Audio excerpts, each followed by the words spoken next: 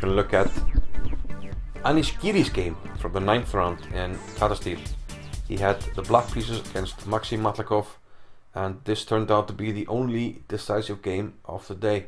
So a very important win for Giri. Let's have a look at it.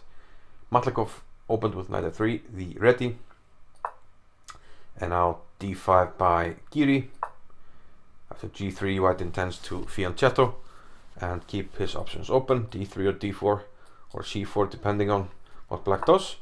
And after bishop g4, most likely black wants to set up a pawn wall with pawns on c6, d5 and d6.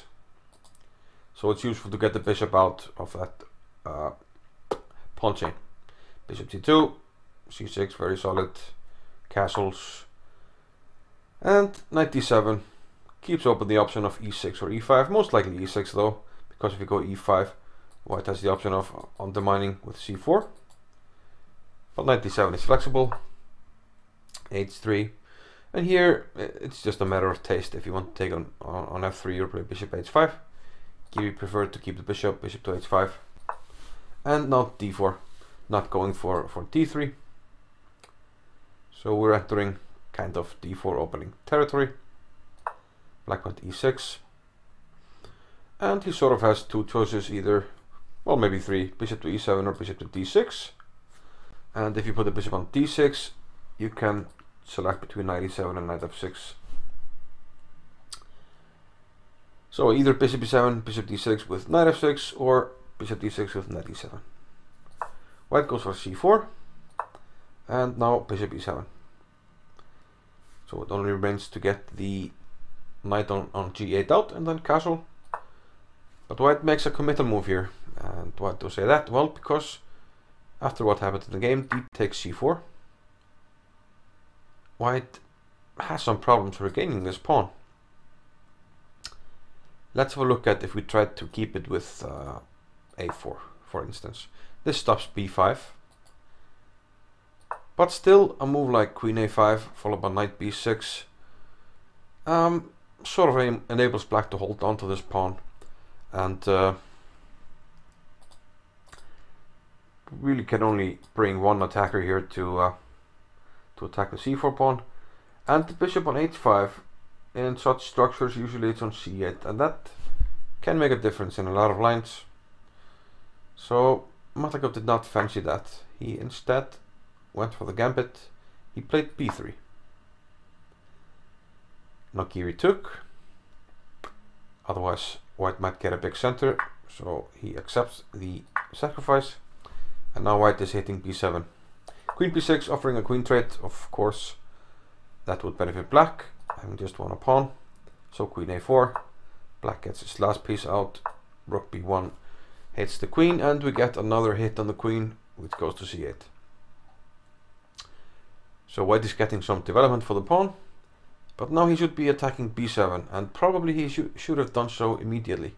He played rook f to c1, but queen b3 was probably a better move. And bishop g6, rook b2 resembles the game, but with the rook on c1.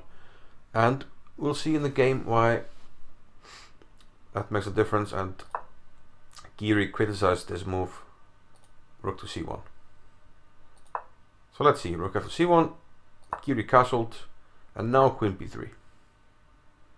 After bishop g6, to keep the pressure on b7, the rook has to be on the b file, so rook b2, and now simply rook d8.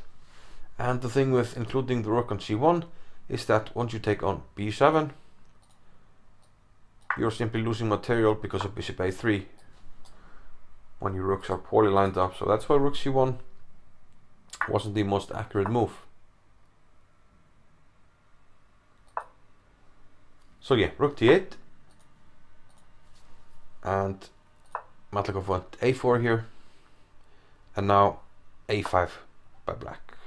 This serves two purposes. Number one, white was flirting with the idea of playing a5 and from there maybe a6 or just pinning down the pawns, but it also, this secures the b4 square for black. So knight d2 here, and still this should be dynamically equal, but white is the one putting up the pressure here. So here Giri played knight h5, and he said afterwards that he would have been happy with a draw here.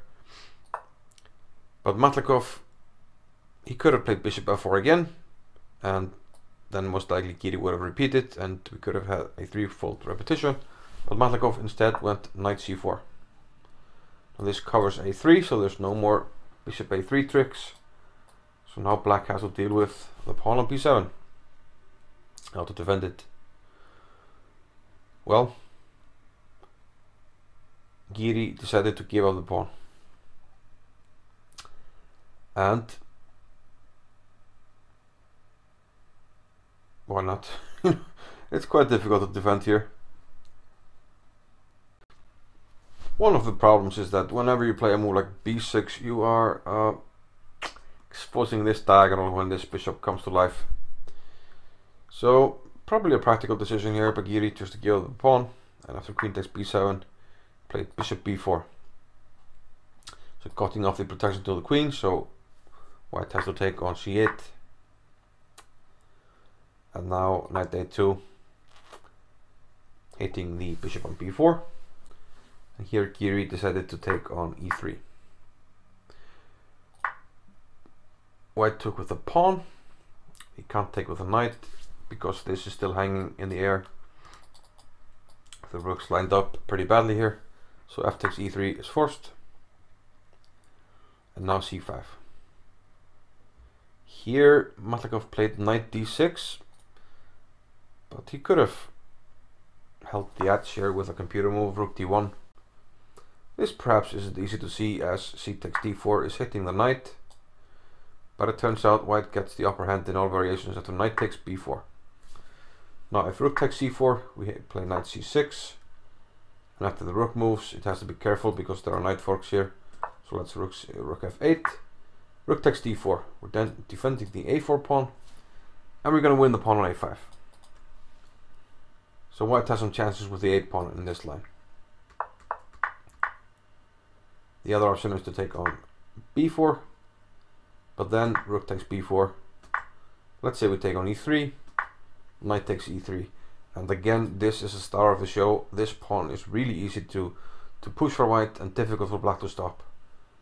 The queening square is covered, white can easily add protection to the pawn, so where are you going to block it? Also we have the immediate threat of rook to d4, pinning the knight, so very unpleasant. Fortunately for Giri, after knight d6, things are starting perhaps to swing a little bit in black's favor. After bishop to a3, Matlakov took on c8, bishop takes b2, and if it weren't for knight e7 check, this knight would be having problems because the rook can't hit the bishop here, this drunk bishop. But after knight e7 check, we can take on g6 again with check, so these two swish and souks enable white to hold the balance. Bishop a3, and now bishop c6. So we have opposite colored bishops, but black has the slightly better structure. But still, this should be somewhere around equal. We have c takes d4, e takes d4, and now rook c8, pinning the bishop. e3 by white, and now black brings the king, king to e7. White brings the king as well, king f1, and bishop d6, hitting this one, so g4. And here comes the mistake by Matlakov. He should have perhaps protected this pawn with a move like king to f2. Doesn't make a whole lot of sense. But the thing is, after the move made, rook c1, he is in big trouble after bishop a3. Very surprising. The point is that you have to keep an eye on this bishop on c6 because of the pin. Matlakov went to c3, but now bishop b4. And the problem with going back to c1 is that now bishop to b4 hits the rook, hits the pawn, black wins material. So there only remains rook to c2. But unfortunately, after knight to d5, we have cut off this diagonal. So the bishop can't go back to e4 to cover the rook unpinning, and king d6 next will simply win this bishop. So a move like e4 could be in order. Now there's knight e3, sorry. First, of course, king e2. After king d6, we have to play e4. But unfortunately, this loses a pawn, and black has the upper hand here. Okay, in the game, white took on b4. But this has huge problems because this b pawn will become immensely strong. After rook c5, b3. This pawn is simply running, and you're still stuck in this pin. White tried a5, but after knight d7, he had to resign. You can't take on d7. Let's see some variations. I take here. You take back. I'm queening. The bishop can't get back anywhere.